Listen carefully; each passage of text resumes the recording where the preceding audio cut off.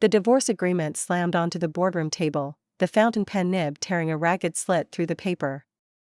I didn't even glance at the clauses, I simply signed my name at the bottom.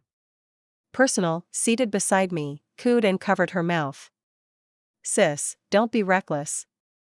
Once you leave Sterling you won't even afford rent, how will you raise a kid? I ignored her, eyes fixed on the coldly handsome man at the head of the table. Julian lounged in the leather chair, lid still lowered. Let her sign. He rapped the tabletop with lazy knuckles and pronounced, within 3 days she'll kneel and beg me to remarry. I capped the pen, took the hand of my quietly sucking lollipop son, and turned away. My stilettos clicked against the marble like a gavel closing an era. The elevator door slid shut, cutting off his measuring stare. The instant they sealed, Julian's iPhone erupted in frantic vibration and the wall-size screen in the boardroom went black. A child's voice piped through every speaker in the tower, "Ex-hubby, hello, I'm the son you've never met. FYI, your group system was just force acquired by me. Oh, and the purchase price has been wired to your card, $1. You're welcome. Before we continue, smash subscribe and tell us in the comments where you're tuning in from." The treble voice echoed, chilled by a hint of digital autotune. Sterling, as Sterling's new majority shareholder, I speak for my mom, effective immediately, you're fired. The boardroom sank into graveside silence. Every executive froze, exchanging looks that begged for denial. Julian finally lifted his head. For the first time, fault lines cracked his glacier composure. He shot to his feet, chair screeching backward. Nonsense. Security, kill that feed, now. His assistant scrambled, but every console had locked itself. Vivian's face strained, she shrieked, is this some prank? Did that lunatic Serena put him up to it? She clutched Julian's sleeve, near tears. Julian, has she lost her mind? How dare she? Julian's breath came ragged as he stared at the dead screen, trying to bore through it. A prank, he hissed. Trace it, IP, carrier, routing, dig him out. He snatched his iPhone and dialed me. It rang once, then dumped to voicemail. A text balloon popped up, the party you called is busy enjoying her new life, do not disturb. Damn it. He hurled the phone, glass spiderwebbed across the floor. He had never lost control like this. To him I'd been a caged songbird that would starve without his hand. Now the bird had not only flown, it had swooped back to peck out an eye. He could not, would not, accept it. Vivian crept forward, retrieved the ruined phone, and soothed, Julian, calm down. Sis must be acting out. She has no company, no stake, this is just a stunt for your attention. Her words seemed to reboot him. He straightened, scorn re-icing his features. Attention? She wishes. He turned to the CFO. Freeze every bank card and credit card under Serena's name, now. Over his shoulder to HR, blacklist her with every headhunter and subsidiary. No one hires her, ever. His gaze swept the room, arctic. Let's see how many days she and whatever gutter spawn she's dragging around last without me. Julian, this will break her heart, Vivian simpered, eyes glittering with delight. Heartbreak? He sneered. She earned it. Soon she'll learn the price of defying me. He sat again, king of his reclaimed castle. Meeting resumes. Treat the interlude as comic relief. The board sat mute. Meanwhile Caleb and I were already in a yellow cab. I watched the Sterling Tower recede, feeling nothing but smooth glassy calm. Caleb popped his lollipop out. Mom, are you sad? I stroked his hair. No, baby, I'm happy. Then why aren't you smiling? I pulled a grin that felt more like a grimace. My iPhone buzzed, bank alerts in rapid fire, your account ending has been frozen. Your credit card ending has been suspended. Sentence after sentence, financial death row. Typical Julian, fast, precise, lethal. The driver eyed me in the mirror. Lady, destination? Meters running. I rattled off the Avalon. At the curb I opened the payment app, insufficient funds. I tried a second card, then a third, same red letters. The driver's patience thinned. Look, do you have cash or not? Every scrap of pride crumbled under his glare. Julian, you win. You've made me a beggar the very day I walked out. Caleb dipped into his backpack and produced a matte black card. Try this. The driver swiped it, beep, approved. He handed it back, muttering, kids' toys these days look so real. I stared at Caleb, he winked and sighed like a world-weary CEO. Guess we'd better unfreeze your identity, Mom. He towed me through the glittering lobby. The manager spotted us and bowed. Vance, welcome home. Chapter 2. In the penthouse above the city shimmered like scattered diamonds. Caleb sat cross-legged on the rug, 3 laptops open, fingers flying. I stood at the window, turning an old wooden music box in my hands. It was the only keepsake my mother left me. 3 years ago Julian promised to treasure it as an heirloom. Then Vivian moved into our house. She said the box was quaint, charming. Julian fetched it from the safe and gave it to her without hesitation. I'd lunged to snatch it back, he shoved me away. Shielding her, he snapped, enough, Serena, it's a trinket. She likes it. I'll buy you 1,000 new ones. Vivian peeked out from behind him. Sis, sorry, if it means so much, maybe give it back? She opened her palm and let it drop. The box shattered, music dying in a discordant twang. That was the sound of my heart fracturing. Later I gathered every shard and paid the best restoration expert in the country to piece it together. The cracks remain, ghosts under the varnish. Mom. Caleb's voice reeled me back. He tapped one screen. Julian's personal balance sheet, stocks, trusts, real estate, art, dudes loaded. On the second monitor glowed Vivian's profile. This auntie's burning through his cash, keeping 3 boyfriends and a yacht. High-maintenance hobby. I sat beside him. Caleb, when did you learn all this? He met my gaze. While you were crying over him, Mom. A needle of guilt pricked. I'm sorry, baby. You're not sorry. He hugged me with thin arms. You just had fog in your eyes. Now it's cleared. Time to take back what's ours. Before I could answer, the suite bell chimed. Expecting room service, I opened the door and found Julian and Vivian. Julian radiated frost, clearly here for war. His glance flicked over the opulent room, his smirk confirming every suspicion. Serena, I underestimated you. New sugar daddy already? Vivian clung to his arm, eyes wide. Wow, Julian, this suite costs 6 figures a night, sis sure works fast. I kept my voice flat. What do you want? I'm offering you a lifeline, he declared. Pack up, come home, and I'll pretend today never happened. And if I refuse? He laughed once, sharp. Refuse? Serena, in this city I can make breathing impossible for you. Is that so? Caleb stepped out from behind me. He held up his iPad, smiling sweetly. Sterling, before you finish threatening my mom, check your stock price. Julian scoffed, but Vivian was already scrolling. She screamed, Julian. Limit down. We're limit down. Julian yanked out his phone. The headline glared, Sterling global hit by coordinated short sell, market cap evaporates, trading halted. His eyes snapped to me, then to Caleb. You two did this? Caleb wiggled the tablet. Told you, Mom's your new boss. Julian's chest heaved, he looked ready to tear the room apart. Serena, who the hell are you? Before I could answer, my phone rang with an unknown number. I lifted it to my ear, and an aged, authoritative voice spoke. Serena, when you're done playing, come home soon. Eleanor misses you. Chapter 3. The old voice on the phone froze Julian mid-motion. He stared at me, eyes sharp with shock and suspicion. Vivian had obviously heard it too, the color drained from her face, her fingers digging into Julian's arm. I answered softly, Eleanor, I'll be back soon. I hung up and looked at the two of them.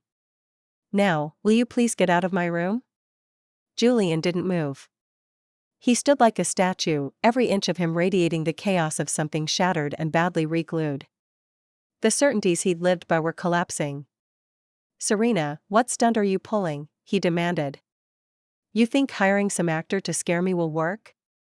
Actor? I laughed. Julian, do you really believe the whole world revolves around you? Anything outside your tiny universe must be a conspiracy against you? Isn't it? He shot back. A woman who didn't even finish college, what can you do without me? The barb slid straight into my heart like a poisoned needle. Yes, for him I'd walked away from a top-tier university. For him I'd tied on an apron and become a silent shadow behind his spotlight. I thought devotion would buy his love. All it earned me was, what can you do? Julian, don't be so harsh on sis. Vivian launched into her routine. Sis just loves in the wrong way. Sis, apologize to Julian, okay? We'll fix the stock price together, stop being stubborn. She delivered the speech wearing a victor smile. To her, every twist tonight was just a jealous tantrum. As soon as Julian offered a step, I'd supposedly crawl back wagging my tail. I studied her and felt an absurd urge to laugh. Vivian, you honestly think you've won? She blinked. I stepped closer and whispered, every dollar you spend, every inch you sleep on, used to be mine. You're only rifling through my trash. Vivian's face turned paper white. Her proudest trophy was stealing Julian from me. That single sentence shredded her vanity. She screeched like a stepped-on cat. Liar. Julian loves me. You're the discard. She swung at me. Caleb caught her wrist.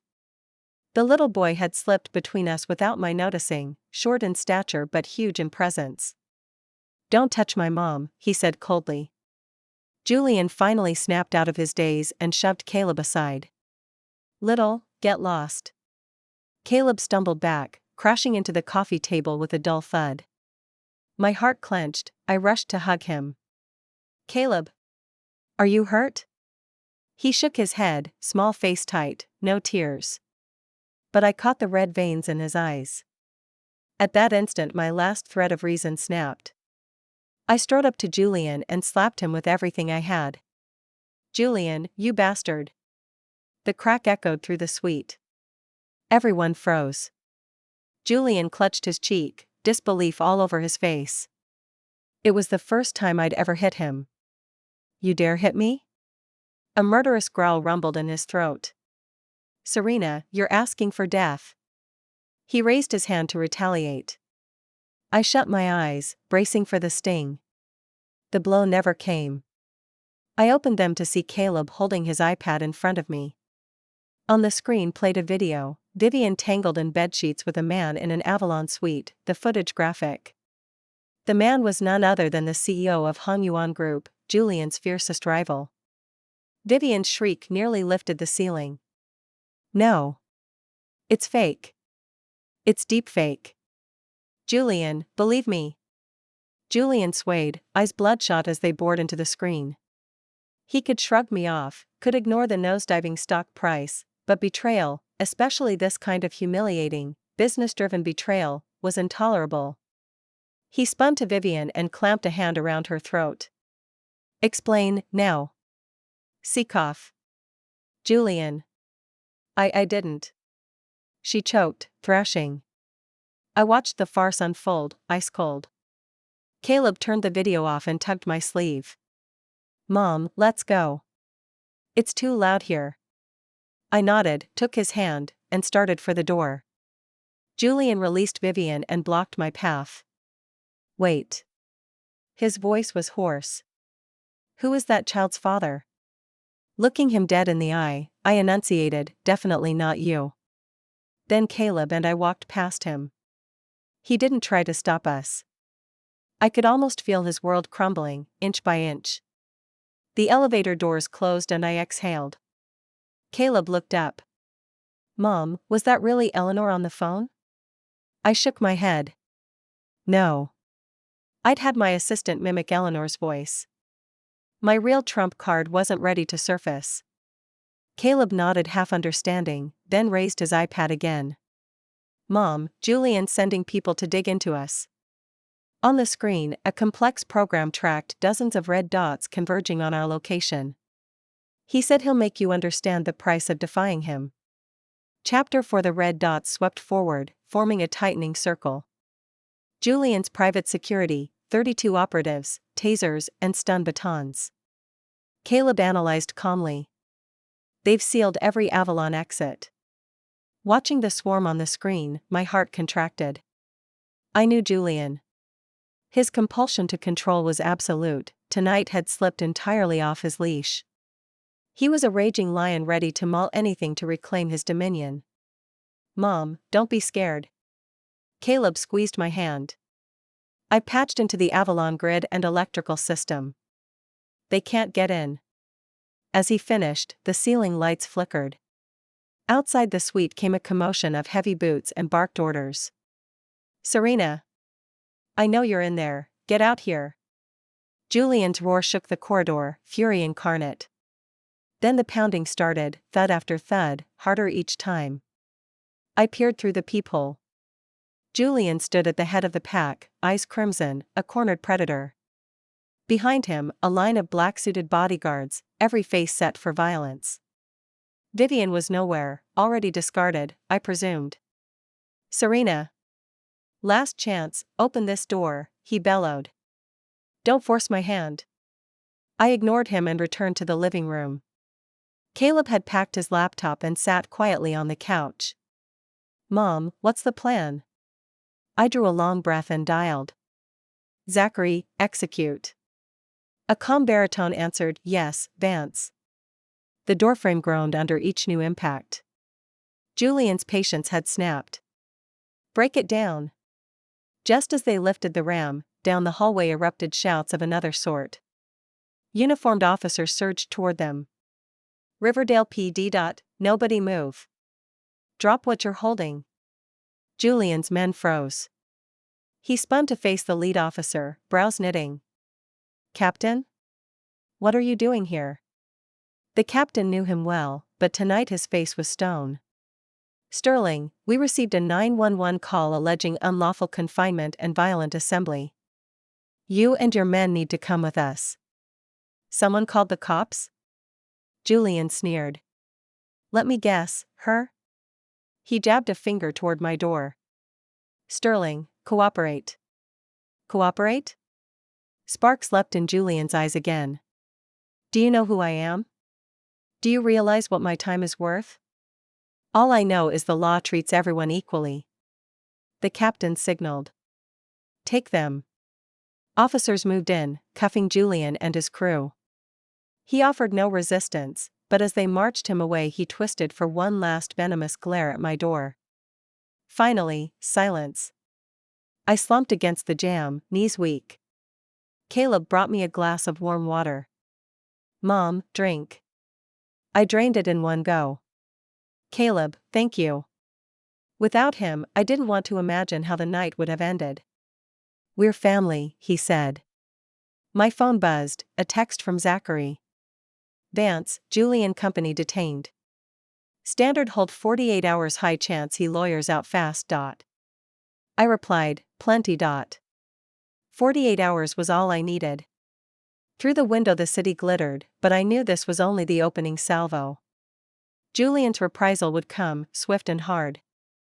2 days later my phone rang, his voice was eerily calm. Serena, Sterling Tower, top floor boardroom. We talk. What's left to say? Your son's custody, he replied, each word measured. Or would you rather see his hacker alias on an Interpol red notice? My blood iced. He'd found my jugular. Fine, I said. I come alone. I'll wait. I soothed Caleb and rode to Sterling alone. The moment I re-entered the tower, every employee stare was a mix of awe and schadenfreude. I stepped straight into the executive elevator. Julian occupied the head of the immense boardroom table, legal phalanx behind him. He regarded me like a circus curiosity. Serena, so good of you to come. He slid a folder across the shining mahogany. Sign it. Give up custody of the child and I'll wire you enough to live comfortably for the rest of your life. I didn't look at the document. And if I refuse? Refuse? He smiled, the expression never reaching his eyes. Then we see each other in court. Tell me, what chance does an unemployed, homeless single mother have, especially one dragging around a kid with a cybercrime record? He leaned closer, voice dropping to a blade of ice. Serena, don't fight me. You can't win. I have 100 ways to leave you with nothing, to make sure you never see your son again. Every syllable was an icicle driven into my bones. This was the man I had loved for 5 years. Ruthless. Heartless. I stared at him, then laughed. Julian, do you honestly believe I can't survive without you? Can you? He shot back. I said nothing. I simply took out my iPhone and tapped the number I'd never dared dial, hitting speaker. Great Grandpa, it's me. A voice both regal and warm thundered through the boardroom. Serena, you finally called. When are you coming home to take the reins of Titan Holdings, the company your father left you? The instant the words fell, the door swung open. My assistant, Zachary, strode in with a team, distributing folders to Julian and his phalanx of lawyers. Sterling, Zachary said pleasantly, allow me to introduce myself, Chief Legal Officer of Titan Holdings. Let's discuss our takeover of Sterling, and the defamation, asset freeze, and personal threats you've aimed at our chairwoman, Vance. Julian froze, knuckles whitening as he lifted the file. When he saw the buyer's line, Titan Holdings, and the signature, Serena, his head snapped up, face drained of color. Chapter 5. The air crystallized. Only the rustle of turning pages broke the hush. Julian's counsel, those polished legal eagles, looked like a painter's mishap, shock, disbelief, horror spilling across their faces. His fingers clamped the document, joints blanching. Panic sculpted itself across his perfect features for the very first time. Titan Holdings. Serena. Each word tasted a bitter poison. Impossible, absolutely impossible. He slammed the folder down and sprang up, pointing at me. Serena. What cheap trick is this? A forged file and a few bit part actors? I kept silent, watching the man I once adored strip away his last shred of dignity. Zachary adjusted his gold-rimmed glasses, voice calm. Sterling, Titan's legal department doesn't do pranks. He slid another dossier beneath the projector. The screen filled with Titan's corporate registry, share structure, and a photo of me smiling beside a sharp-eyed elder. My great-grandfather, the Titan of global finance. Eleanor, one lawyer gasped. Julian swayed, catching the table for balance. Of course he recognized great-grandpa.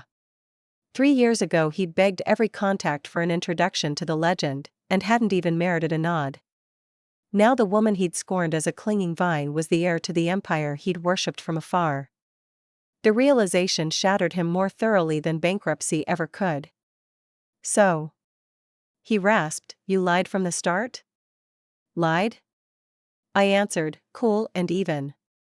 I never lied, Julian. I loved you, so I sheathed every sharp edge and walked beside you from zero to today. I thought you'd see. But you only saw what you wanted, my love equaled weakness. With every sentence his complexion blanched further. Memories he'd dismissed flooded back, me burning midnight oil over his business plans, he'd thought I was only brewing coffee.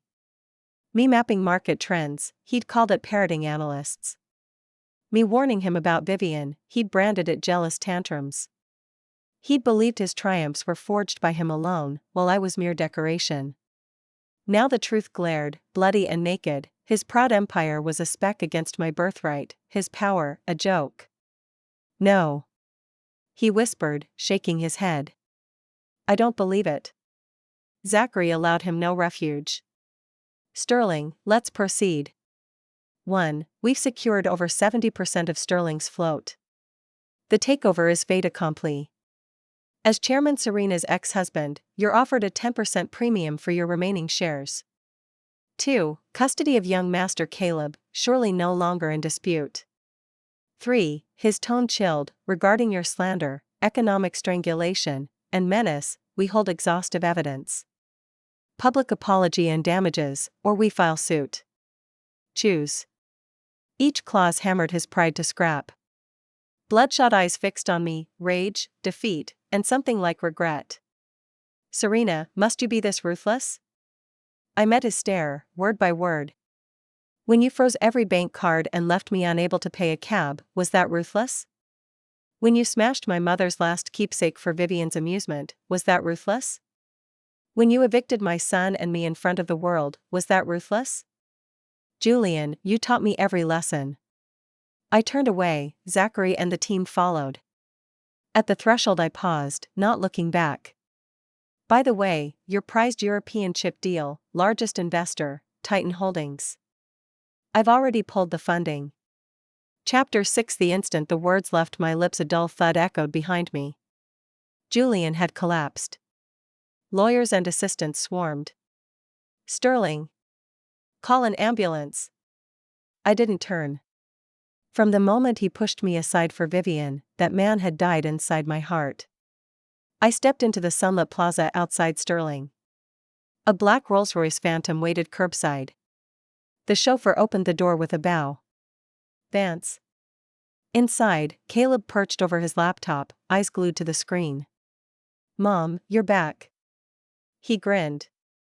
What are you watching? I asked. The show. He tapped the display, live security feed from Sterling. Julian, chalk pale on a stretcher. Vivian, mascara streaking, shrieking as guards hold her back. Executives huddled, buzzards over fresh carrion. Rats fleeing a sinking ship, human nature stripped bare. Mom, where to next? Caleb closed the feed. Home.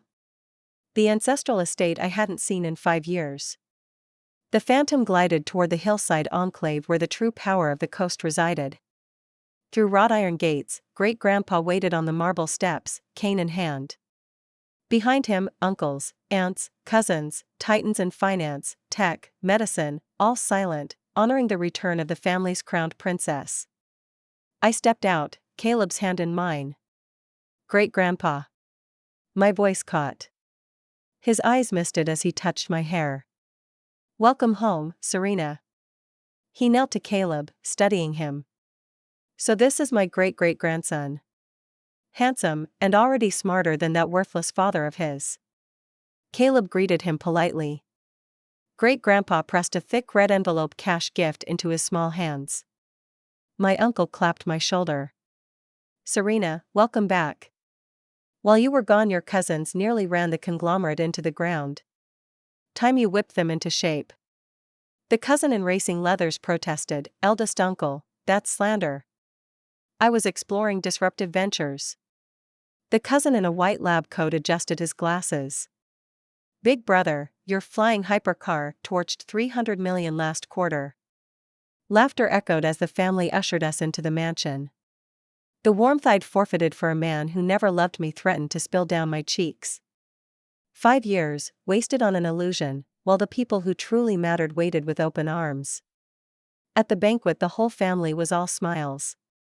Great-grandpa announced that, starting tomorrow, I would officially take over as executive chairwoman of Chin Group. No one objected. After dinner, I walked with great-grandpa in the garden. Serena, what are you going to do about that Sterling boy? He asked. I'll buy and absorb his company completely. As for him personally. I paused, every penny he owes me, I'll make him pay back, ×2. Great-grandpa nodded. Need any help from me? No. I shook my head. This is my own fight. Great-grandpa smiled with pride. Good, true Shin blood. Go ahead. The entire Shin family stands behind you. The next morning, as chairwoman of Chin Group, I held my first press conference. The instant the news broke, the business world exploded. No one had imagined that the legendary mystery heir was the same worthless wife Julian had just discarded. Meanwhile, Julian, freshly awake at St. Hospital, watched the live feed of the woman blazing at the podium. She wore a razor-sharp white pantsuit, hair swept up, poised, confident, in total command. It was me. Yet nothing like the me he remembered. He stared at Zachary beside me, at the huge screen flashing Chin group, at the strobing cameras. Only then did he realize it wasn't a dream. His world had truly collapsed. He yanked the 4 from his arm, staggered past the doctors, and lurched out of the ward. He had to see me. Had to ask me, why? Like a madman he drove to Chin Tower, only to be stopped by security. Sorry, sir. No appointment, no entry. I'm Julian. I need Serena, tell her to come down, he roared. The guard's radio crackled with instructions. The chairwoman says she has no time for a washed-up loser about to go bankrupt. Chapter 7-inch loser. The word, venom-dipped, drove straight into his heart. He stepped back, slumped against the cold metal of his car, and let out a trapped animal growl. Not long ago he'd tossed that same label at rivals he'd crushed, high and scornful. He'd never imagined it would be hurled at him. And from the woman he'd deemed worthless. He wanted to charge in, seize me, demand answers. But staring at the tower that scraped the sky, at the steely-faced guards, he felt powerless for the first time. This was my turf. Here, Julian was nobody. He drifted back to the hospital and found reporters clogging his door. Sterling. What's your reaction to Vance being the Chin heiress? Rumor says you shorted Chin to retaliate for her exposing your affair, any comment? Sterling, with the Europe chip deal scrapped, is Sterling on the brink? Each question slapped him harder. He shoved through, locked the door, and collapsed inside. His iPhone rang nonstop, every director and shareholder demanding blood. He ignored them all. On the floor, mind spiraling, he remembered. Me moving into that cramped rental without a complaint. Me secretly pawning mother's last jewelry to fund his startup. Me never leaving his bedside whenever fever hit. Me looking at him like he held every star in the sky. Scenes he'd dismissed now looped in brutal clarity. He'd thought it was only right, because I loved him, because I had nothing else. Now he knew. It wasn't self-abasement, it was love. The priceless love he'd thrown away. Ding dong. The bell rang. Beat it, he barked, thinking it was more press. A pause, then a voice he never expected. Julian, open up. I'm delivering your divorce settlement. My voice. He sprang up and yanked the door open. I stood flanked by Zachary and 2 bodyguards, a silver attaché in hand. What do you want? He croaked. I told you, settlement. I stepped in, laid the case on the table, clicked it open. Inside lay splintered wood. The music box Vivian had smashed. His pupils shuddered. The only keepsake my mother left me. I kept my tone flat. 3 years ago you handed it to Vivian and watched her shatter it. Today I return it to you. I met his gaze. From this second, Julian, we are even. He stared at the fragments as if they'd drained every bone from his body. No.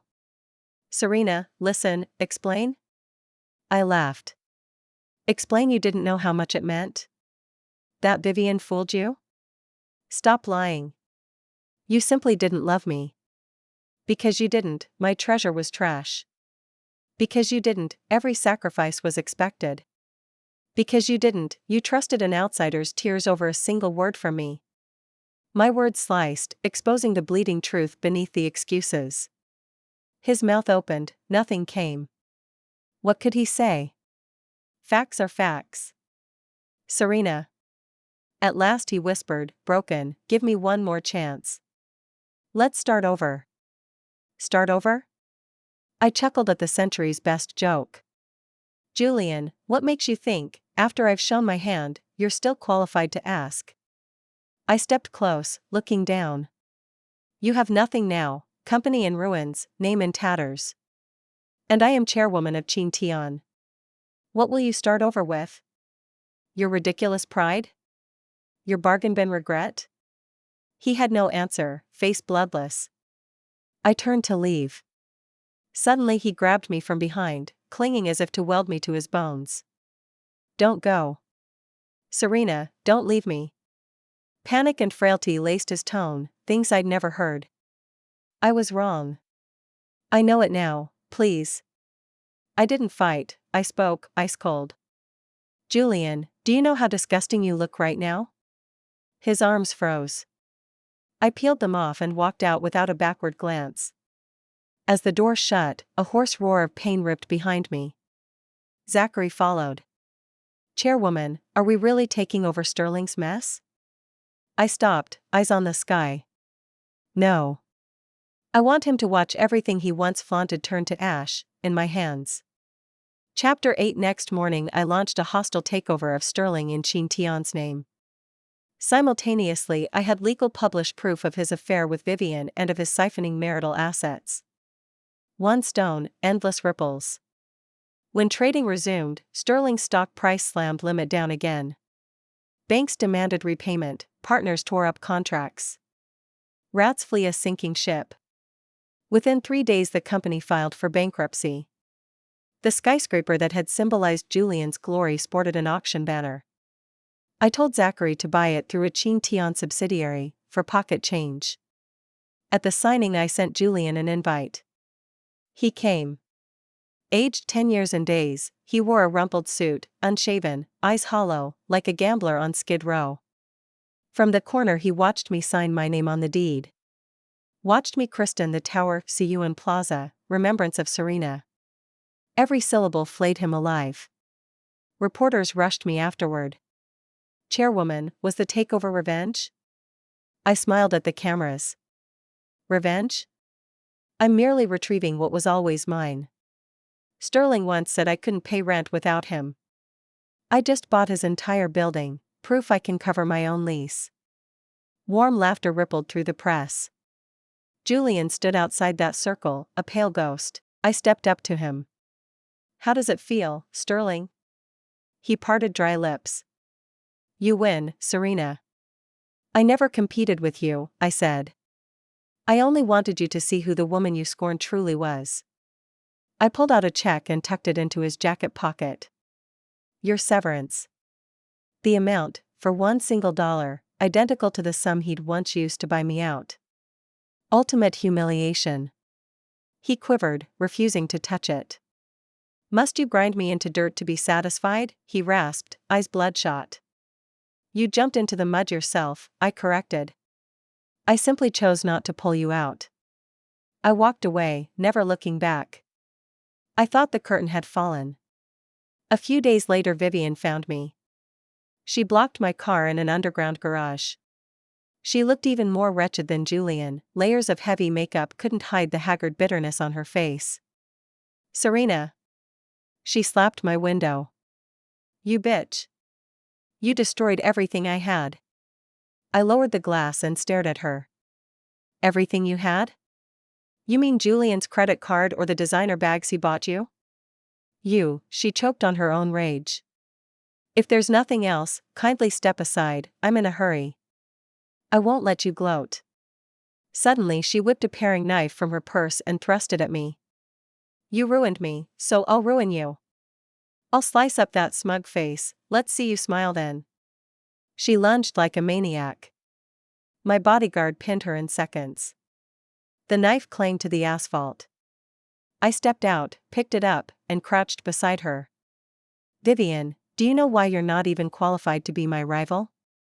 I tapped her cheek with the flat of the blade. Because you're too stupid. You thought you'd captured Julian's heart, in fact you're just a toy he plays with when he's bored. And he? Nothing but trash I already threw away. You threw your whole life away for garbage. Tell me, doesn't that make you a fool? Vivian collapsed completely, wailing on the ground. Riverdale arrived minutes later and hauled her away for attempted assault. I watched the cruiser disappear, feeling nothing. My iPhone buzzed, Caleb. Mom, where are you? Great-grandpa says dinner's at 6. Coming, sweetheart. I hung up and slid back into the car. Beyond the window the sunset blazed crimson. It was time for the curtain to fall. Chapter 9. Life finally felt normal again. Board meetings consumed my days. Caleb started at the city's top prep school. Great-grandpa's iron health held steady. Cousin and the other cousins might still dabble in crazy sidelines, but their affection for Caleb and me was genuine. I assumed the name Julian would fade into the footnotes of my past, until the morning I spotted him outside headquarters. He wore a cheap gray security guard's uniform, directing cars at the curb, shoulders gaunt in the coastal sun. I told the driver to stop. Julian spotted the Bentley and nearly ducked away, but professionalism pulled him forward. He snapped a salute. "Good morning, Chairwoman." His voice was hoarse, eyes darting anywhere but my face. The once untouchable mogul now bowed to his ex-wife, irony in stereo. I said nothing, letting silence crawl over him until sweat beaded on his temples. "Chairwoman, if there's nothing else, traffic's backing up." "Who gave you this job?" I asked. "I asked for it," he muttered. "All I've got left is muscle." "How very adaptable, Sterling." I raised the window. "Drive on." In the mirror he remained frozen, a statue with no soul. After that I saw him every commute, rain or shine he stood like a mute tree, saluting when my car passed. Office gossip flew, some said he deserved it, some called him pitiful, some said I'd gone too far. I ignored them all. A month later cousin burst into my office. "Serena. Check the feed, now." The headline glared, "Former tycoon Julian leaps from building after bankruptcy, condition critical, photo, red ER lights at St. Hospital." My fingers paused on the trackpad. Cousin paced like a metronome. "If the idiot dies, the press will scream you drove him to it." "We need a crisis plan, yes?" "No." "Why not?" "Because he isn't going to die." "How can you be sure?" "He worships his own life too much. If he'd really wanted death, he'd have taken it when Sterling cratered." This was another stunt, sympathy as leverage. Sure enough, the next day his friends flooded social, painting him as a tragic Romeo ruined by a heartless ex. Hashtags branded me a viper. Trolls even dug up Caleb's school, clamoring to tame that wild little. Reading that comment, my blood frosted. They could come for me, but my son was off limits. I speed-dialed Zachary. "Compile every libelous account, IP, handle, real name. I want cease-and-desist packets served with prejudice. Next call, find out which ward he's in." 30 minutes later I strode into his VIP suite. He lay propped against starched pillows, head bandaged, complexion ashen, convincing, if you didn't know him. "Serena, you came." Hope and triumph flickered across his face. He thought the masquerade had worked. I stopped at the foot of the bed. "Had your fill yet, Julian?" His smile faltered. "I'm not playing. I really wanted to die." "Really?" I pulled a folder from my Birkin and dropped it onto his chest. "Read this before you decide whether life is worth ending." Puzzled, he opened it, then his pupils contracted like a dying star. A paternity report, Julian versus Caleb. Conclusion line, probability of paternity, 99.9999%. Chapter 10. His hand shook so violently the paper rattled like dry leaves. "No, no way," he whispered, paler than the hospital sheet. "You swore, you said he wasn't mine." "I did," I answered evenly. "And you believed me." He jerked his head up, eyes blood-webbed. "Why, Serena? Why lie? Why keep my own son from me?" "Tell you, so you could shove him away the instant you grew tired? So you could stand over his crib and snarl a little? So you could trade him for another woman's smile? You forfeited the right to ask the day you chose not to believe me." I yanked the report back and tore it to confetti. "Listen well, Caleb is my child, only mine. You are a donor, nothing more. From the second you hurt him, you lost any chance of ever calling him son." Each sentence flayed the last of his pride. He slid off the mattress, kneeling, arms around my legs. "Please, just let me see him, one glimpse." He knocked his forehead to the tile again and again, sobbing like a broken child. I stared down at the man who had once been my sky, my wound, my nightmare, now groveling like a stray. I felt no triumph, only hollow exhaustion. 5 years of love and hate were finally dimming to black. I slipped my leg free. Julian, the day I signed the divorce papers, I promised myself, Serena, will be blind only once in this lifetime. I turned away and pulled open the door. Outside, Caleb stood motionless, eyes red but dry, having heard God knows how much. I crouched and folded him into my arms. Let's go home, baby. Okay, Mom. He squeezed back with all his 7-year-old strength. Hand in hand we walked the corridor's length. Behind us Julian's anguished howls echoed off sterile walls. We never looked back. Outside, sunlight poured like forgiven sin. I lifted my face to the sky and exhaled every ghost. Caleb tugged my sleeve. Mom, will we ever see him again? I studied his clear eyes and smiled softly. No. Our new life doesn't have space for him. We walked toward the waiting car where great-grandpa and cousin stood waving. From today on, the road ahead is nothing but light.